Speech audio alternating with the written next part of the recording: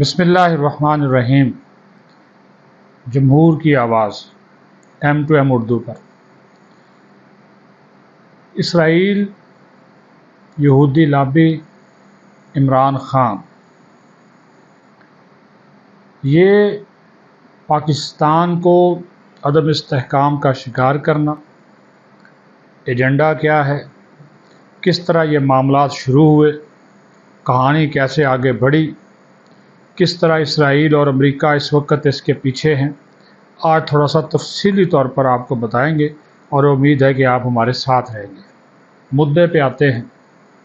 جو کچھ ریسرچ کی مین جو چیزیں ہم نے نکالی وہ آپ کے گوش گزار کر دیتے ہیں کہ یہ کذاب خان یعنی عمران خان قیدی 804 کیسے اسرائیل کا اعلی کار ہے۔ 16 مئی 1995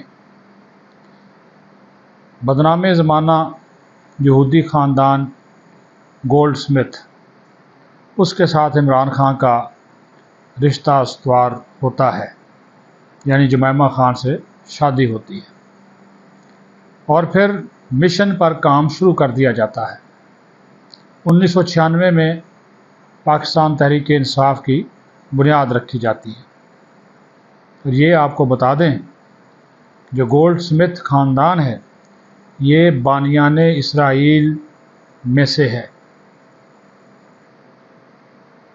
اس دور میں آپ کو یاد ہوگا کہ حکیم محمد سعید اور ڈاکٹر اسرار احمد مرحوم نے عمران خان کو مغرب اور اسرائیل کا اعلی کار قرار دیا تھا۔ حکیم سعید نے تو باقاعدہ تفصیل بھی بتائی کہ اسے کس طرح پاکستان پر مسلط کیا جائے گا، اور ان کی وہ پیشن گوئیاں حیرت انگیز حد تک پوری بھی ہوئیں۔ تاہم ان کے ان انکشافات کے بعد انہیں 17 اکتوبر 1998 کو قتل کر دیا جاتا ہے اور آج تک ان کے قاتلوں کا سراغ نہیں ملا۔ جمیمہ سے شادی ہوتی ہے، شروع کے چند ماہ اچھے نکلتے ہیں،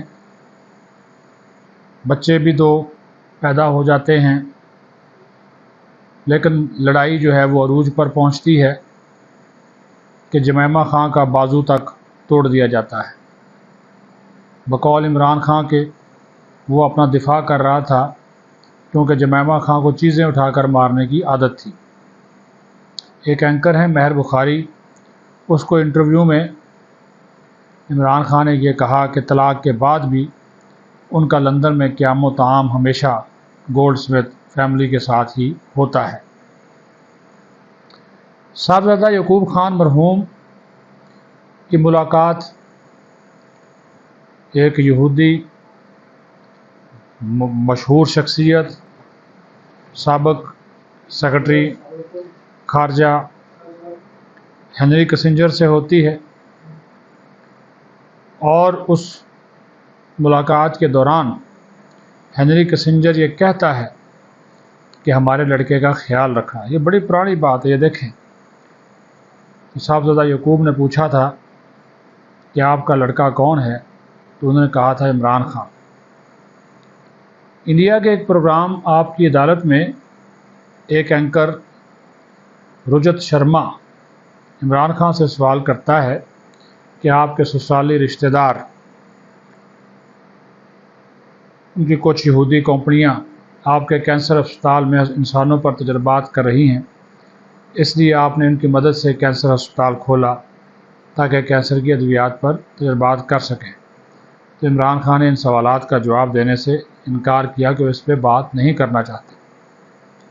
جب عمران خان کی حکومت بنتی ہے 2018 میں، تو جارج سوروس نامی انتہائی بدنام زمانہ اور پورے مغربی ممالک میں ثابت شدہ انتہائی جو متنازع یہودی ہے وہ عمران خان سے خصوصی طور پر ملاقات کرتے ہیں۔ یہ جو شخص ہے دنیا میں ہم جنس پرستی کو عام کرنے کے علاوہ اور بھی کئی خطرناک شیطانی دوجالی منصوبوں پر کام کر رہا ہے، بلکہ ان کے سربراہان میں سے خاص شخصیت ہے جس کے چرچے تقریباً ہر یہودی سے زیادہ ہیں۔ آپ کو یاد ہوگا کہ معروف صحافی ارشد شریف مرحوم نے اپنے ایک پروگرام میں ثبوت پیش کیے تھے کہ کچھ یہودی کمپنیاں پی ٹی آئی کو فنڈنگ جو ہے وہ بیچتی ہیں، اور دیگر فارن فنڈنگز پر بھی سب سے پہلے ارشد شریف نے کام کیا تھا۔ جب وہ عالمی نیٹ ورک کے قریب پہنچے تو انہیں رستے سے ہٹا دیا گیا، اور اس کے پھر تانے بانے جہاں سے بھی ملے وہ اللہ بہتر جانتا ہے کہانیاں کیا ہیں۔ پھر عمران خان کی ہی حکومت تھی جب ان کی دور حکومت میں پہلی بار کسی رکن قومی اسمبلی نے اسرائیل کے حق میں تقریر کی، اور یہ تقریر کرنے والی خاتون پی ٹی آئی کی آسما حدید تھی، جسے کوئی شوکاز نوٹس تک نہیں جاری کیا گیا، اس کو پوچھا تک نہیں گیا۔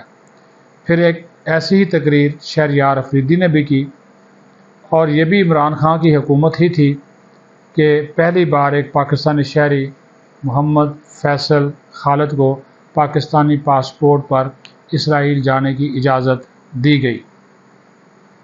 اسی دور میں معروف صحافی احمد قریشی بھی وفد کے ہمراہ اسرائیل جاتا ہے، اور وہ دعویٰ کرتا ہے کہ پی ٹی آئی حکومت اسرائیل کے ساتھ تعلقات استوار کرنے کی کوشش کر رہی ہے۔ سارا کچھ ریکارڈ پہ ہے۔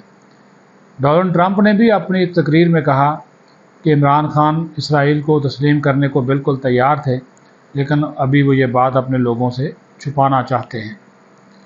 پھر عمران خان کے دور حکومت میں ہی پی ٹی اے نے سینڈ وائن نامی کمپنی سے معاہدہ کیا، جس کے بعد پرسنل اور ہر طرح کے ڈیٹا تک ان کی رسائی ہوئی۔ یہ کمپنی اسرائیلی سائبر وارفیئر کمپنی NSO کی سسٹر کمپنی ہے اور فرانسسکو پارٹنر ہے، جس نے شام، ترکی اور مصر میں عوام کے خلاف جبری کارروائیوں کا ڈیٹا مہیا کیا۔ ڈونلڈ ٹرمپ سے عمران خان کی ملاقات ہوتی ہے۔ اس کے بعد 5 اگست 2019 کو انڈیا فوری طور پر کشمیر کو ضم کر لیتا ہے، اس کی خصوصی حیثیت ختم کر دیتا ہے۔ عمران خان ایک فسفسا سا احتجاج کرتا ہے۔ ہر جمعے کو چند جمعے اس نے وہ احتجاج کیا، خاموشی اس کے بعد اختیار کر گئی، نہ عالمی عدالت گیا، نہ اقوام متحدہ گیا، اور یہاں تک کہ اس کا جو سوشل میڈیا نیٹ ورک جو سب سے بڑا نیٹ ورک ہے وہ بھی خاموش رہا۔ آج مقبوضہ کشمیر بھارت کا حصہ قرار دیا جا چکا، کشمیر میں بھارتی ہندو لا کر آباد کر دیے گئے، اور چند سالوں میں ہندوؤں کی اکثریت اور مسلمانوں کی وہاں پہ اقلیت ہو جائے گی۔ پھر اس نے اپنے دور حکومت میں ایسے اقدامات کیے جس سے ہر لحاظ سے پاکستان کی قومی سلامتی کو خطرے میں ڈال دیا گیا۔ سب سے بڑا قرضہ یعنی کہ گزشتہ 72 سالوں میں 26,000 ارب پاکستانی روپے قرضوں میں مزید صرف 3.8 سالوں میں 28.5 ہزار ارب روپے پاکستانی روپوں کا قرض بڑھا دیا، یعنی کہ 26,000 ارب روپے کا جو قرضہ تھا اس کو 3 سال اور 8 ماہ میں اس نے بڑھا کر 54,500 ارب روپے کر دیا۔ ایسے منصوبوں پر لگایا جس میں عوام کو وقتی ریلیف ملتا ہے اور ملک کا بیڑا غرق ہو جاتا ہے، اور یہ منصوبے تھے صحت کارڈ اور 1.25 کروڑ آبادی کو پھر ماہانہ وظیفہ دینا BSP کے ذریعے۔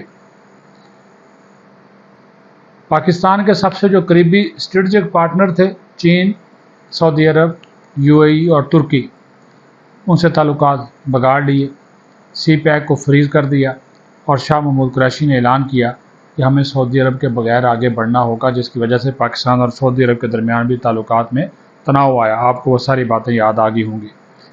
اس کے بعد ایک عشرے تک ہزاروں جانیں دے کر درجنوں جو آپریشنز کیے گئے تھے دہشت گردوں کے خلاف، ان کو افغانستان بھگا دیا گیا تھا۔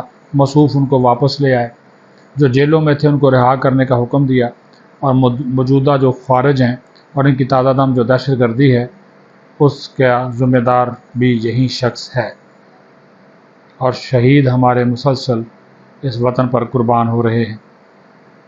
پھر اس نے حکومت جاتے ہی پاک فوج کو نشانے پر لیا۔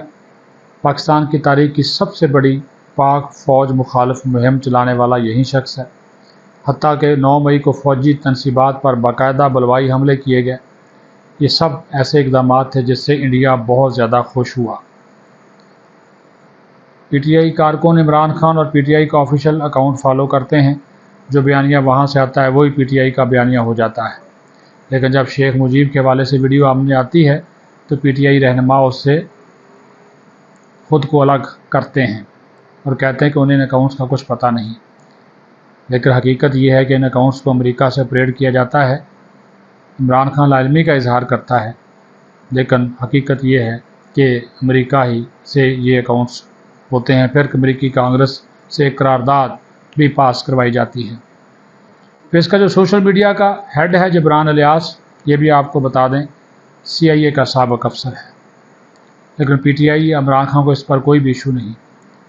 سپورٹرز کو اسی امریکہ سے غلامی آزادی کے یو ٹرنز میں بے ہوش کر کے آدھا اگل کیا ہوا اسی اسرائیل جو پاکستان کا روئے زمین پر سب سے بڑا دشمن ہے، اس نے گزشتہ سال ببانگ دوہل پی ٹی آئی کی کھلم کھلا حمایت کی دھمکیاں دیں، اور یہ بھی پہلی بار ہوا کہ اسرائیل نے پاکستان کو براہ راست آرڈر دیے۔ یہ بات بھی آپ کو بتا دیں کہ عمران خان اور پی ٹی آئی کے لیے صرف 2 ممالک نے آواز اٹھائی، ایک امریکہ ایک اسرائیل۔ سعودی عرب، ایران، چین، ترکی، قطر، ملیشیا، حتیٰ کہ روس بھی اس پر خاموش ہے۔ اسرائیل اور امریکہ کو تو فلسطینی بچوں پر ترس نہیں آ رہا، بم برسا رہا ہے، 40,000 کے قریب شہادتیں ہو چکی، لیکن انہیں عمران خان اور پی ٹی آئی سے ہمدردی ہے، ان غزہ کے معصوم بچوں اور خواتین سے ہمدردی نہیں ہے۔ پی ٹی آئی کے کئی بڑے صحافی اور ایکٹیوسٹ، موحد پیرزادہ، ڈاکٹر آصف محمود، عادل راجہ، یہ پاکستان کے سب سے قریبی دوست، چین پر پابندیاں لگانے کے مطالبات کرتے ہیں۔ بشرا بی بی کا جو شوہر ہے، سابق شوہر خاور مالکہ، عدالت میں بیان ریکارڈ کرواتا ہے کہ ان کی جو سالی ہیں مریم وٹو، وہ یہودی لابی کے ساتھ گہرے تعلق رکھتی ہیں، دبئی میں رہتی ہیں۔ پی ٹی آئی اوورسیز روز کوئی نہ کوئی احتجاج کرتی ہے، لیکن اگر نہیں کرتی تو اسرائیل کے خلاف یا فلسطین کے حق میں نہیں کرتی۔ انہیں امریکی کانگریس سے یہ عمران خان مدد مانگ رہا ہے، جو کہ غزہ پر ایٹم بم لگانے کی باتیں کرتے ہیں۔